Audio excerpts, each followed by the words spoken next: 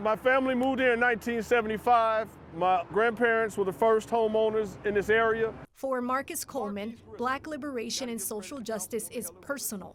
Growing up, he found his purpose through his own family's hardship. But my family suffered some direct forms of racism in the form of vandalism of our home, tomatoes thrown at our home on 2 different occasions before I was 1 year old, and then a 30-foot cross burned in the yard. Fast forward decades later, he's now a community activist who fights to dismantle institutional racism and currently is the vice chair of the Fulton County Reparations Task Force. The holiday of Juneteenth is like bathing without soap and water.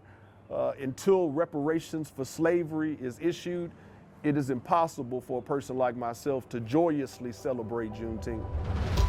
He says the holiday needs action items backed by dollars because disenfranchisement still lingers throughout Black America. The reparations movement demands that descendants of enslaved people in the U.S. be compensated for historical wrongs. And what makes reparations a topic that draws division of how it should be done? Reparations simply means to repair. Since there is a national holiday known as Juneteenth, it's obvious that the repair is missing.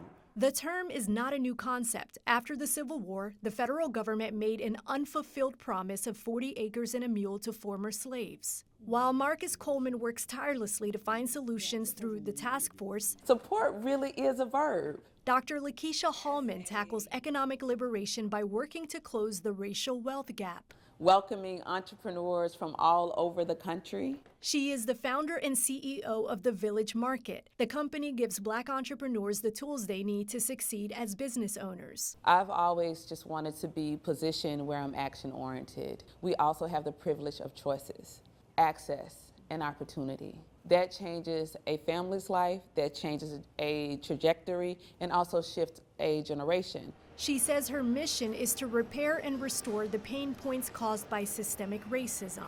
What we need is to be protected, to create opportunities and pathways for ourselves. So that's not asking for a handout. Marcus Coleman's space in the fight has always been in the front lines to confront and heal the wounds of history from his grandfather's home to the doorsteps of government buildings. What does this next generation need instilled within their soul to continue making the efforts where you're passing the baton on to them to continue the race?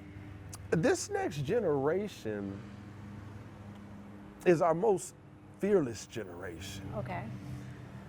The only thing that I think that they need instilled is further knowledge of self. Naima Abdullahi, 11 Alive News.